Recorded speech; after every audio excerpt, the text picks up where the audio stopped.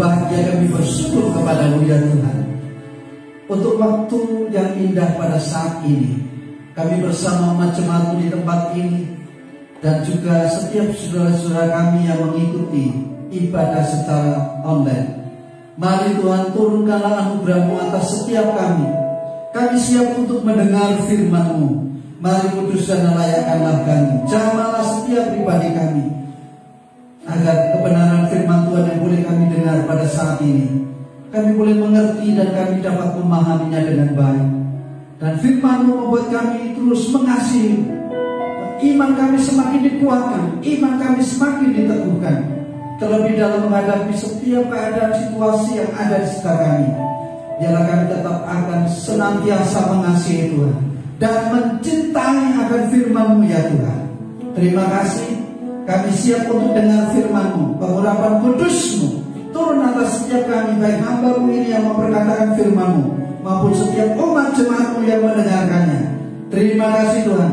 Kami siap menikmati firman-Mu di dalam nama Tuhan Yesus Kristus. Mari kita katakan bersama-sama, amin. Puji Tuhan. Terima kasih Bapak Ibu Saudara yang dikasihi dalam Tuhan.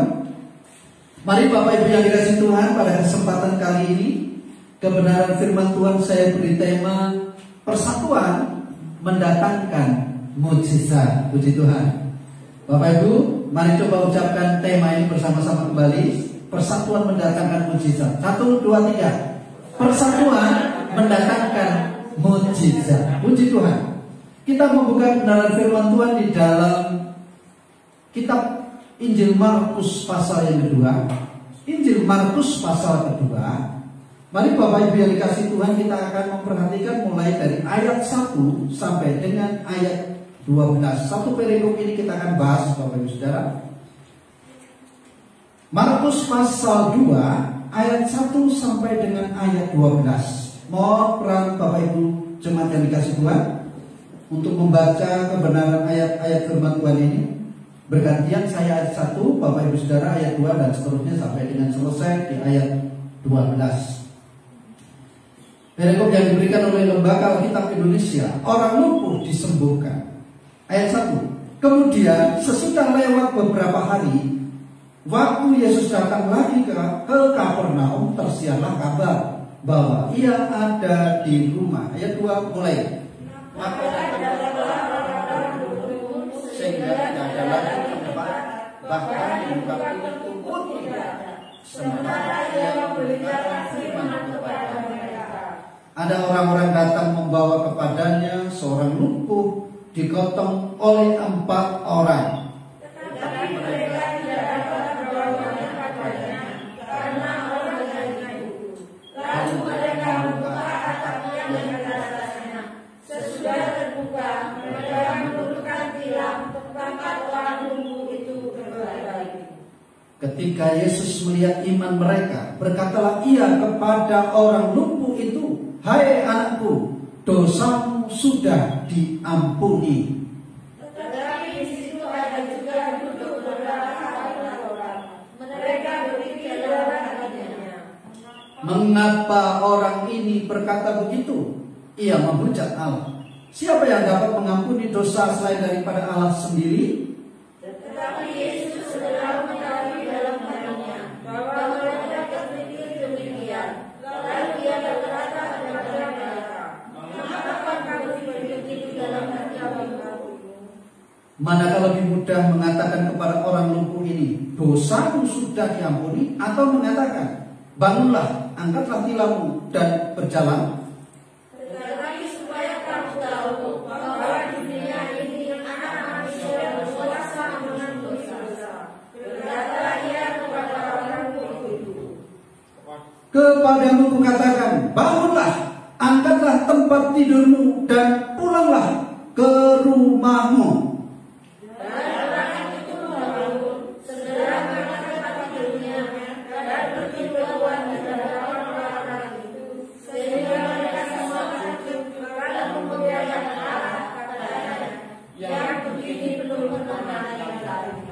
Puji Tuhan, terima kasih Ibu Bapak Saudara yang terkasih. Hari ini kita bersama-sama diberikan berkat kesempatan untuk beribadah di mana situasi kondisi yang ada di sekitar kita masih sangat membatasi kita untuk beraktivitas, khususnya juga dalam hal ibadah. Tetapi bersyukur kalau hari ini kita masih diberikan kesempatan yang indah, kita bisa beribadah bersama sekalipun juga dalam keterbatasan, maupun Bapak Ibu Saudara yang juga ibadah di rumah masing-masing. Kita harus tetap bersyukur kepada Tuhan sebab Tuhan itu baik. Amin. Tadi lagu pujian dikatakan Dia sungguh baik, Dia sangat baik, sebab tidak ada yang lebih baik daripada Tuhan kita. Amin. Ya, saya akan menyampaikan kebenaran firman Tuhan dari perikop tentang orang lumpuh disembuhkan. Dan tadi sudah saya mengajak Bapak Ibu Saudara untuk mengucapkan temanya adalah persatuan mendatangkan mukjizat. Kita belajar dari perikop ini Bapak Ibu Saudara bahwa dalam kisah ini ada satu kisah yang kita boleh lihat ada mukjizat terjadi di dalamnya. Tetapi kita akan melihat tentang bagaimana mukjizat itu sebelum terjadi. Bapak Ibu, saya membaca gitu atau saya melihat ada satu peristiwa tentang bagaimana hasil dari sebuah kesepakatan atau persatuan. Ada kumpulan kepiting yang sedang berjalan di tepi pantai. Ya. Kepiting-kepiting itu berjalan ya sesuai dengan iramanya masing-masing, sesuai dengan bodinya masing-masing gitu ya. Karena kepiting itu ada yang gede, ada juga yang kecil.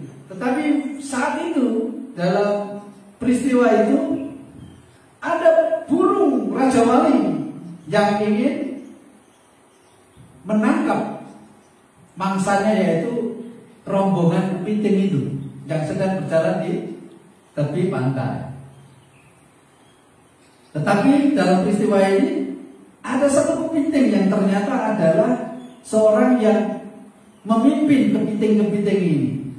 Dia mencermati ternyata perjalanan mereka sedang menghadapi ancaman bahaya. Bahayanya dari mana?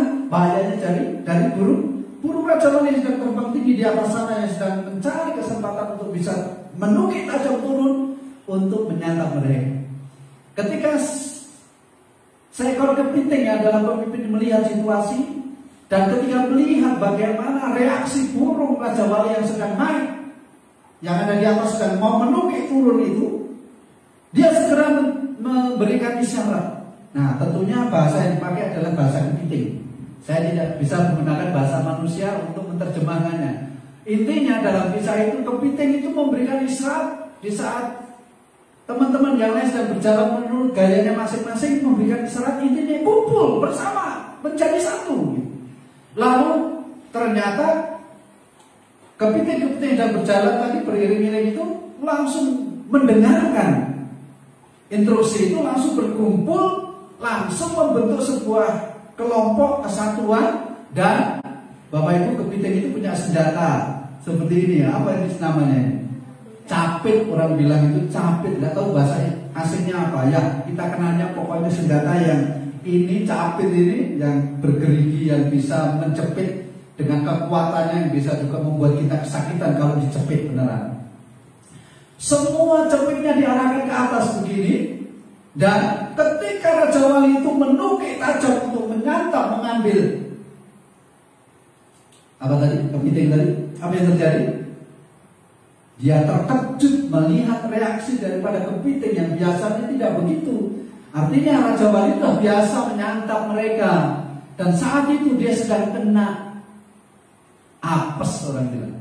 Ternyata kepiting itu sudah mau berkumpul jadi satu dan mengeluarkan senjata mereka masing-masing. Apa yang terjadi ketika Raja Wali itu menukik tajam untuk mengambil? Masalahnya yang terjadi sebaliknya. Kepiting-kepiting itu diselamatkan dan Raja Wali itu mengalami celaka. Apa yang terjadi? Bulu-bulu yang dimiliki Raja Wali itu bisa rontok semua, dan akhirnya dia terkapar, terjatuh dengan Raja Wali gundul. Raja Wali gundul, dia sudah kehilangan kepaknya untuk bisa terbang kembali. Dan apa yang dilakukan oleh kepiting? Kepiting itu tidak ngapa-ngapain, dia berjalan terus kembali. Ancaman sudah terlewatkan. Mereka bisa melewati ancaman itu karena mereka bersatu, kumpul bersama. Lalu ketika melihat situasi yang terjadi, ada komando dan mereka sepakat merapat barisan. Mereka selamat. Itu ilustrasi Bapak Saudara, itu cerita. Tetapi mari kita lihat kebenaran-kebenaran yang ada dalam cerita itu. Seperti hari ini kebenaran firman Tuhan yang saya beri tema, kesatuan mendatangkan mujizat. Ada beberapa hal yang kita bisa pelajari dari peristiwa ini. Seperti biasa, pribadi Yesus melayani dari kampung ke kampung, dari desa ke desa. Hari ini kita bicara tentang sebuah kampung yang bernama Kapernaum. Sesungguhnya ini Kampung Naum, gitu ya. Ini artinya itu Kampung Naum. Dan kampung ini kampung yang sering dijadikan tempat dalam pelayanan Tuhan Yesus. Tidak dijelaskan mengenai rumah siapa itu, bentuknya seperti apa, tidak ada kejelasan yang detail memang. Tidak ada penjelasan yang kita bisa jadikan pegangan. Oh, ini rumahnya si A. Oh, bentuknya seperti ini ya. Kita tidak bicara tentang rumah dan bentuknya, tetapi kita sedang membahas peristiwa yang ada di dalamnya. Rumah itu ketika Tuhan Yesus masuk ke sana, dan ketika banyak orang yang memang rindu dengan pribadi Yesus, mereka berkumpul di rumah itu, sehingga rumah itu dikatakan penuh. Bahkan di depan pintu pun tidak ada tempat.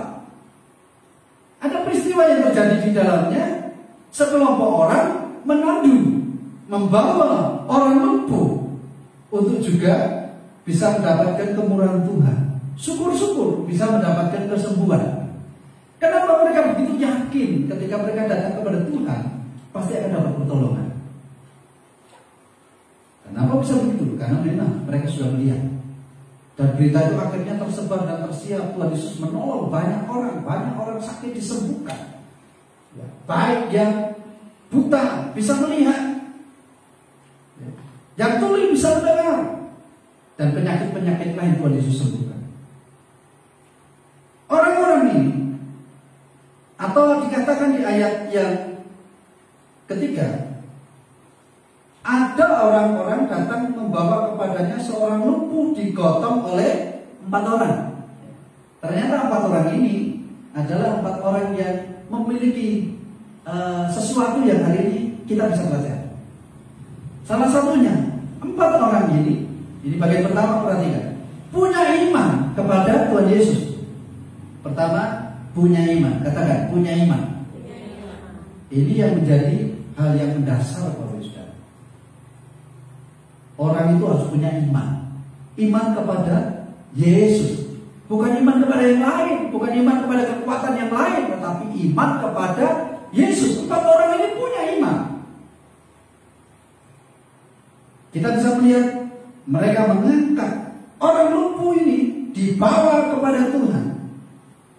Jadi Bapak Ibu yang dikasihi Tuhan, untuk melayani Tuhan dengan membawa orang lumpuh ini kepada Yesus, kita juga harus memperhatikan di sini iman yang membuat mereka bergerak, iman yang membuat mereka melangkah. Setelah memiliki iman, iman tersebut harus dinyatakan di dalam hidup mereka. Bahasanya begini, 4 orang ini ngobrol. Kita punya teman ini sakit, yang si lumpuh itu, bagaimana? Ayo kita bawa kepada Tuhan Yesus. Loh, kenapa harus ke Tuhan Yesus? Kenapa tidak ke dukun saja? Mungkin ada yang kasih solusi begitu. Kenapa harus kepada Yesus? Kan di sana ada tabib yang bagus, itu kita bawa ke sana. Tidak, kita harus bawa kepada Yesus. Nah, ada kesepakatan. Lalu mereka datang ke si lumpuh itu dan melihat si lumpuh itu, bagaimana caranya membawa dia kepada Yesus. Sekarang Yesus itu di rumah sana loh, di Kapernaum, di rumah itu. Lalu mereka, kita tandu, diangkat tuh, kita bawa bersama-sama. Nah, iman itu harus disertai apa? Perbuatan, tindakan. Dan mereka bertindak. Mereka punya tekad yang kuat untuk berjumpa dengan Kristus. Bilang berjumpa dengan Kristus. Jadi kalau Bapak Ibu Saudara datang ke tempat ini, imannya kepada Yesus, harus punya kerinduan yang besar berjumpa dengan Tuhan. Bukan berjumpa dengan seseorang, baik itu dengan pendeta ini elek, tidak usah. Ya. Jadi pendeta atau manusia, bukan menjadi sasaran kita. Sasaran kita beribadah adalah berjumpa dengan Tuhan, katakan lagi, berjumpa dengan Tuhan. Nah, ternyata kita bisa melihat yang pertama, iman mereka ini harus kita miliki juga, imanku. Yang kedua, kasih mereka kepada orang lumpuh. Kalau orang mengasihi itu mau bertindak berbuat. Beda kalau orang tidak mengasihi, dia cuek saja, dia tidak peduli. Tetapi kalau orang mengasihi itu, dia akan berbuat sesuatu. Nah, mereka menunjukkan kasih mereka. Setelah mereka memiliki iman yang diwujudkan dengan tindakan, yaitu kasih itu kepada orang lumpuh, lalu mereka membawa kepada Yesus. Mereka tidak mau membiarkan Kristus tanpa memberkati mereka. Apa yang kita bisa lihat selanjutnya? Jadi yang kita bisa lihat adalah akhirnya mereka itu terus berusaha. Waduh, bilang waduh gitu. Jadi bahasa Inggrisnya atau bahasa sih, wah rumahnya bek. Tahu bek itu penuh. Banyak orang ketika melihat keadaan bisa mundur. Aduh, lain kali saja. Sudah, kita pulang saja. Tidak bisa kita nerobos. Terlalu penuh, terlalu banyak orang. Aduh, masalahku terlalu berat. Sudahlah, Tuhan kan tahu. Kita tidak usah. Sudah. Menyerah. Bapak Ibu, kita bisa melihat mereka punya sasaran, punya tujuan yang jelas. Iman mereka disertai dengan tujuan yang jelas. Dan yang ketiga, mereka tetap bekerja sama. Apa jadinya Bapak Ibu Saudara kalau satu di antara mereka ngomong begini, sudah aku tidak mau terus, kalian bertiga saja. Walau jomplang ini nanti, gitu kan? Ini tanggungnya harus diangkat 4 orang, kamu pergi, ini kita susah. Bisa saja. Yang satu itu bilang, aku tidak mau terus. Tapi kita bisa melihat mereka tidak berhenti. Mereka terus bekerja sama, mewujudkan tujuan mereka bersama, mewujudkan kerinduan mereka bersama agar temannya ini tidak terlewatkan kesempatan untuk bisa dijamah Tuhan. Mereka berusaha, kita bisa lihat ayat 4. Tetapi mereka tidak dapat membawanya kepadanya karena orang banyak itu. Lalu mereka membuka atap yang di atasnya. Sesudah terbuka, mereka menurunkan tilam, dan tepat orang lumpuh itu terbaring. Jadi mereka membuka, menurunkan tilam, tempat orang lumpuh itu berbaring. Ini butuh kerja keras, bro. Ini butuh kerjasama yang baik. Kerjasama bukan berarti harus menjadi orang yang sama dengan orang lain. Perhatikan ini. Kerjasama bukan berarti harus menjadi orang yang sama dengan orang lain. Kerjasama ini dalam wujud tindakannya. Sekalipun aku beda sama kamu, tetapi aku bisa mendukung. Sekalipun ada banyak yang berbeda, tetapi demi kebersamaan aku siap mendukung. Kerjasama bukan harus menjadi orang yang sama. Saya sering menyampaikan khotbah tentang indahnya perbedaan. Ya. Saya lebih suka taman saya, bunga-bunga saya berwarna-warni daripada hanya satu warna. Itu kalau saya. Kenapa? Karena kalau satu warna itu hanya senang satu hari, berikutnya saya sudah bosan. Tetapi kalau banyak warna, kelihatannya berwarna-warni, tapi membuat saya tidak bosan. Ada merah, ada hijau, ada kuning, ada putih, dan lain sebagainya. Itu justru membuat indah. Tetapi kadang banyak orang tidak suka dengan perbedaan. Ya, itu pilihan orang. Kalau saya lebih suka.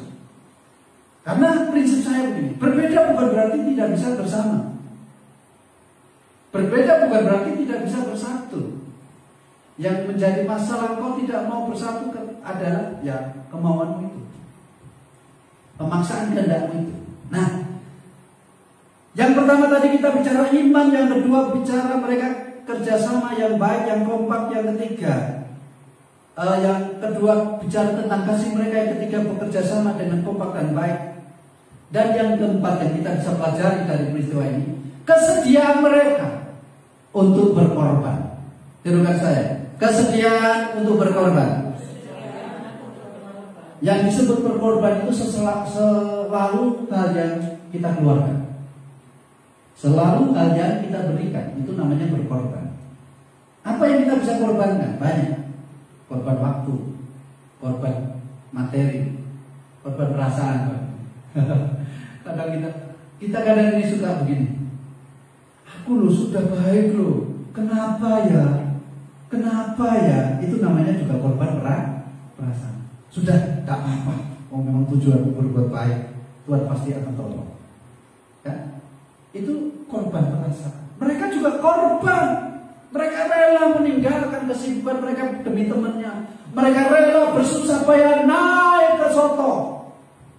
Ya, rumah pada zaman dulu, pada zaman Alkitab ini tidak seperti rumah-rumah pada zaman kita sekarang. Itu perbedaan dan kita bisa lihat di bagian cerita yang berbeda mengenai budaya pada zaman Alkitab ini ditulis. Baik itu kegiatan masyarakat pada zaman itu, pekerjaan mereka pada zaman itu, ya apa saja, dan bagaimana sistem-sistem adat yang berlaku pada zaman itu, termasuk rumah. Rumah pada zaman itu tidak seperti rumah pada zaman sekarang. Kalau kita membayangkan dalam Alkitab perikop ini, membayangkan dan rumah zaman sekarang, rasanya terlalu sulit untuk kita bisa memahami. Karena rumah-rumah sekarang itu rasanya kita membuka pintu aja kesulitan. Rumah pada zaman dulu lain, dan bentuknya pun berbeda. Itu yang harus kita pahami. Kok bisa dibuka atapnya, gitu ya? Kok bisa naik? Lewat mana mereka naik? Ya, kebanyakan rumah sekarang namanya rumah untuk menuju lantai 2 selalu tangganya di mana? Di dalam. Ya.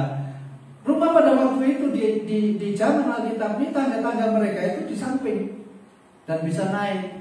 Dan di atas itu dibuat sotoh, lalu dibuat rumah-rumah kecil dan mereka itu kadang untuk menjemur hasil tanaman, ya. Dan rumahnya itu kadang dari atas itu bisa melihat ke bawah dan kadang hanya ditutupi dengan rumbi-rumbian, daun-daunan, gitu. Seperti itu. Jadi ada cerita kita di dalam zaman Daud. Daud itu melihat dari atas sotoh ketika siapa itu mandi dari ketok, gitu ya, kelihatan.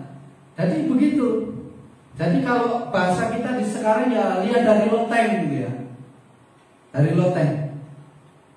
Nah, Bapak Ibu yang dikasih Tuhan, mereka naik ke sana, mereka bersusah payah, bekerja sama, berkorban demi temannya. Dan setelah mereka nyampe ke atas, bongkar itu atap, diturunkan, puji Tuhan, tepat di depan Yesus, di mana Yesus ada di dalam rumah itu. Ayat ini dikatakan begitu. Ketika Yesus melihat iman mereka, ayat 5, berkatalah iya Tuhan Yesus kepada orang lumpuh itu, hai anak-anakku, dosamu sudah diampuni. Bapak Ibu Saudara, sebenarnya yang dilihat ini adalah iman 4 orang ini. Ini termasuk orang lumpuh ini sesungguhnya pasif. Ada cerita Alkitab yang ternyata orang-orang pasif tapi disembuhkan Tuhan. Hamba dari seorang perwira. Itu juga pasif. Yang aktif siapa? Perwiranya. Betul kan? Dia datang, dia minta, Tuhan, hambaku di rumah sedang sakit. Tuhan tidak perlu datang ke rumah.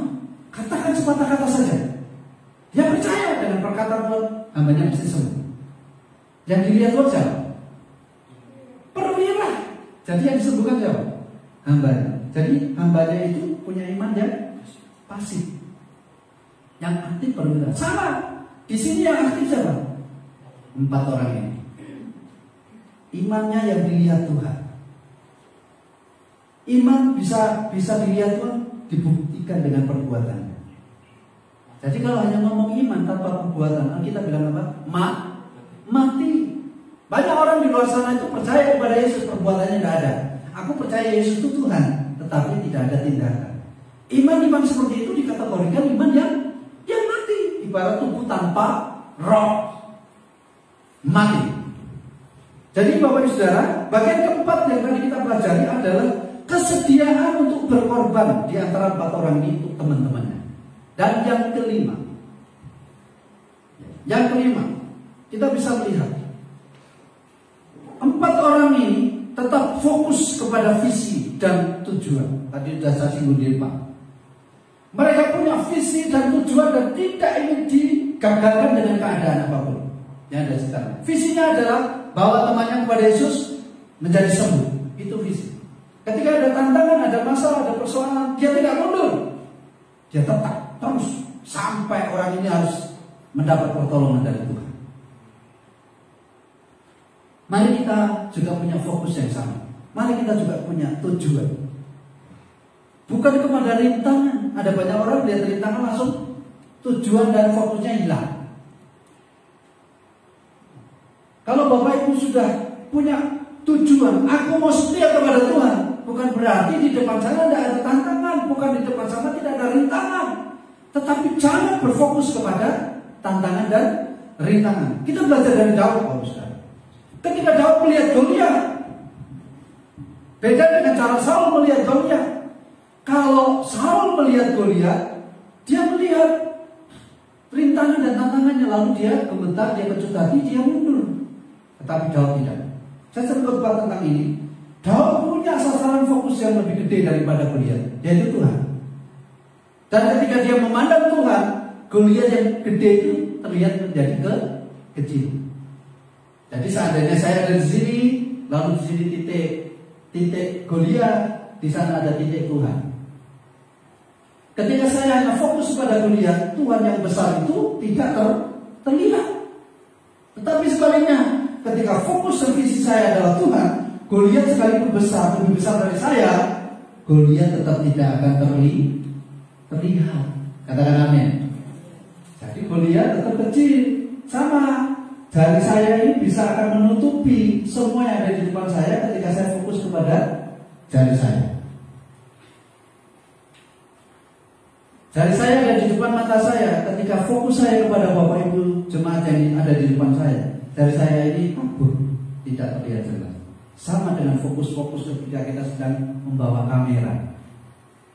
Jadi Bapak Ibu Saudara, kita belajar dari mereka 4 orang ini.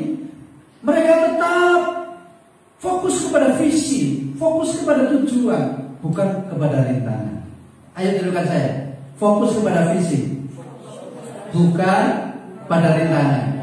Jadi kalau Bapak Ibu ada rintangan, santai aja, amin. Bilang sebelah kanan kiri, santai aja. Ya, santai aja. Kenapa? Ayat Alkitab bilang begini, pencobaan kata boleh diganti rintangan, masalah yang kamu alami adalah biasa. Tidak melebihi kekuatan kita. Jadi kalau Bapak Ibu sesungguhnya diberikan takaran masalah yang kelihatannya besar, karena Tuhan pandang kau mampu dan kau pasti bisa, karena Tuhan yang menopang kita. Selanjutnya ayat berikutnya. Tadi kelima, kenang. Kita bisa belajar dari peristiwa ini. Mereka ini orang-orang yang kreatif, ya. Orang-orang yang tekun gitu. Untuk menolong orang lain memang tidak mudah. Ada hambatan, ada tantangan, baik dari si lumpuh, baik dari teman mereka sendiri, baik dari orang-orang lain, baik dari situasi. Kita bisa lihat di sini. Si lumpuh bisa aja, mungkin kan dia lumpuh bukan berarti tidak bisa ngomong. Di sini tidak dikatakan dia bisu, kan?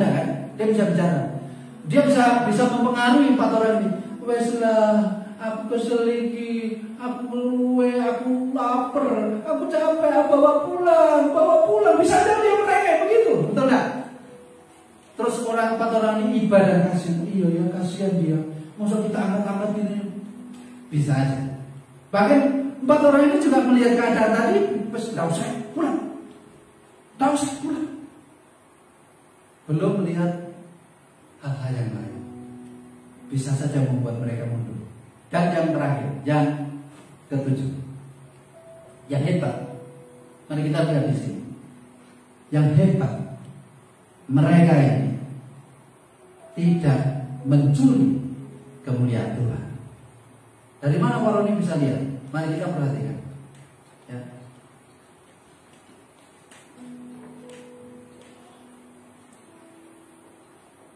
Bapak Ibu yang dikasih Tuhan, ada ayat terakhir. Coba kita lihat Lukas 14 ayat 11. Lukas 14 ayat 11. Lukas 14 ayat 11.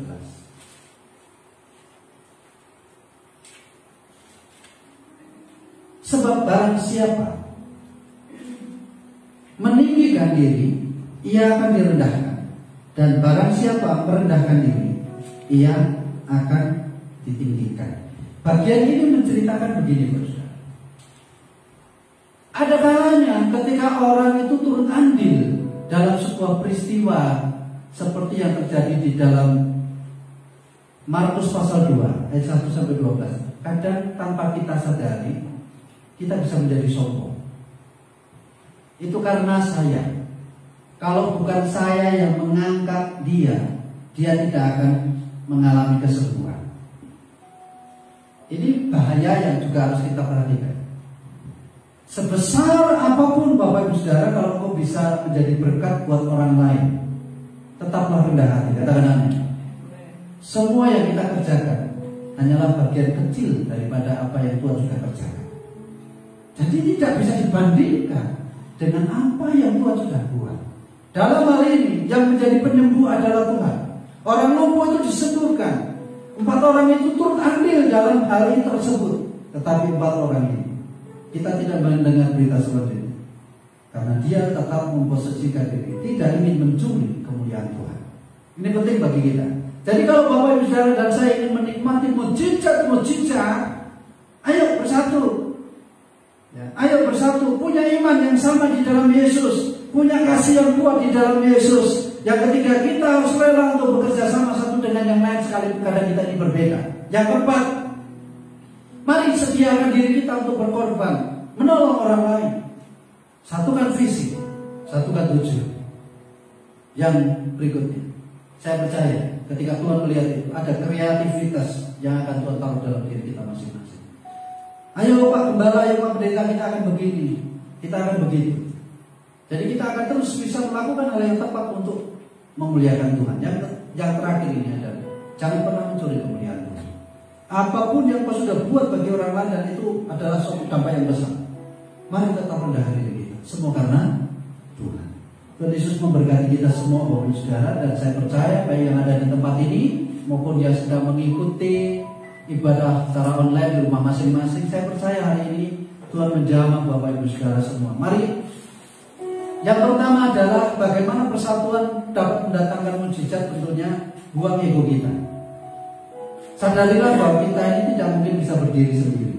Sadarilah bahwa kita butuh orang lain, terlebih kita butuh Tuhan. Mari tetap kita harus bisa merapatkan barisan satu dengan yang lain. Apalagi kita sebagai saudara seiman di dalam Tuhan. Ayo iman kita yang sudah benar kepada Yesus, kasih kita yang sudah kuat di dalam Yesus, harus disertai dengan kerjasama yang baik. Seperti 4 orang tadi, mengangkat dengan kerjasama yang baik. Dan Tuhan melihat iman mereka, Tuhan melihat kasih mereka, Tuhan melihat pengorbanan mereka, Tuhan melihat kreativitas mereka, Tuhan melihat visi mereka, Tuhan melihat hati hidup mereka. Sehingga orang lumpuh itu dapat pertolongan. Jamaah Tuhan, kesembuhan. Puji Tuhan. Renungkan firman Tuhan. Bapak Ibu, saya mengajak untuk kita menaikkan pujian bagi Tuhan. Satukan kami agar kita terus mengerti kehendak Tuhan, agar kita terus tahu apa yang Tuhan mau sebagai umat jemaat di tempat ini khususnya. Mari kita bawa hidup untuk bersatu dengan yang baik. Satukan kami,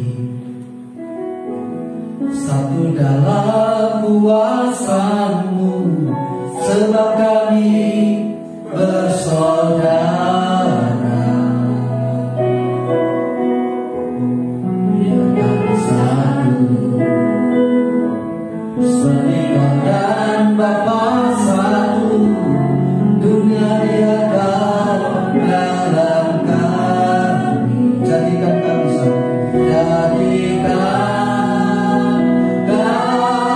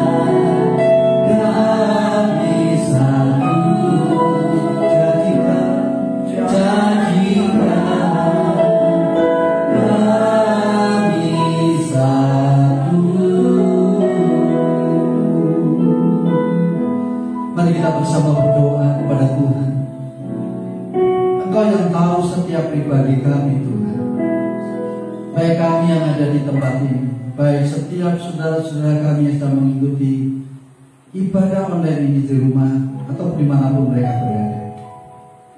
Tuhan, mari Kau taruhkan kepada kami hati yang mengasihi Tuhan. Taruhkanlah kepada kami ya Tuhan hati yang terus rindu dibentuk oleh Tuhan. Kami boleh melihat keteladanan yang luar biasa daripada 4 orang pengusung orang lumpuh di dalam Markus pasal 2 ayat 1 sampai 12 ini. Mereka punya iman yang teguh kepada Tuhan. Mereka punya kasih kepada sesama.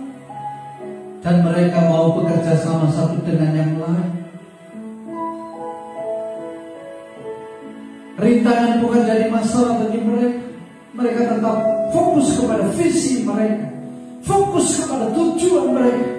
Mampukanlah kami juga Tuhan, umat jemaat-Mu di tempat ini. Sekalipun kadang kami harus menghadapi rintangan, kami harus menghadapi masalah, biarlah fokus kami kepada pribadi Tuhan, bukan kepada masalah. Dan Tuhan, kami merindukan agar saat ini hidup kami tetap boleh memuliakan Tuhan. Sekalipun kadang Tuhan boleh izinkan kami bermanfaat, berguna bagi orang lain, biarlah kami tetap rendah hati. Kami tetap boleh memuliakan Tuhan, bukan untuk mencari ketenaran, untuk mencari nama dalam diri kami.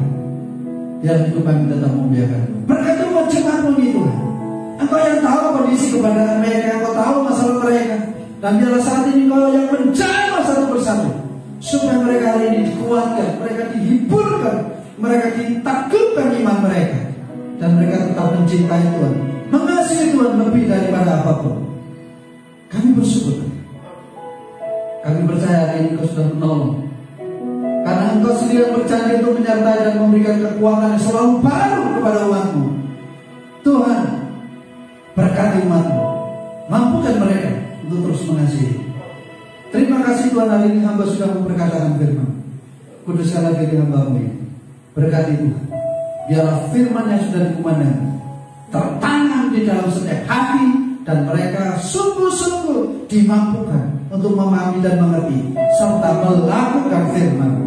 Terima kasih Tuhan. Bersyukur Tuhan, bersyukur kasih. Kami akan mengakhiri ibadah ini Tuhan. Ku yakin Engkau menyertai, Engkau memberkati aku dengan berlimpah-limpah. Haleluya. Mari kita naikkan pujian ini Bapak Ibu jemaat yang kasih.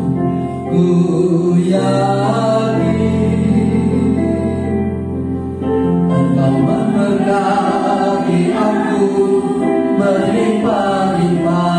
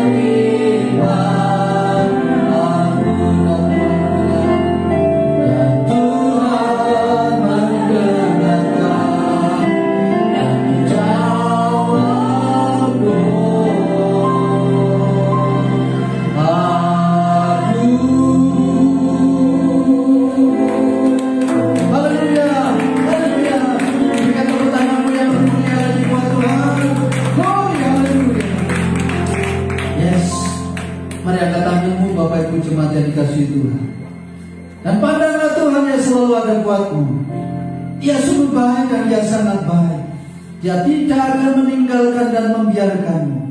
Engkau akan menikmati perjalanan yang indah bersama Tuhan. Engkau akan mengalami tanda heran yang satu ke tanda heran yang lain, mujizat yang satu ke mujizat yang lain. Ketika engkau berserah penuh kepada Tuhan, percayalah Tuhan pasti campur tangan. Haleluya. Tuhan memberkati engkau dan Tuhan melindungi engkau. Tuhan menyinari kau dengan wajahnya dan memberi kau kasih karunia.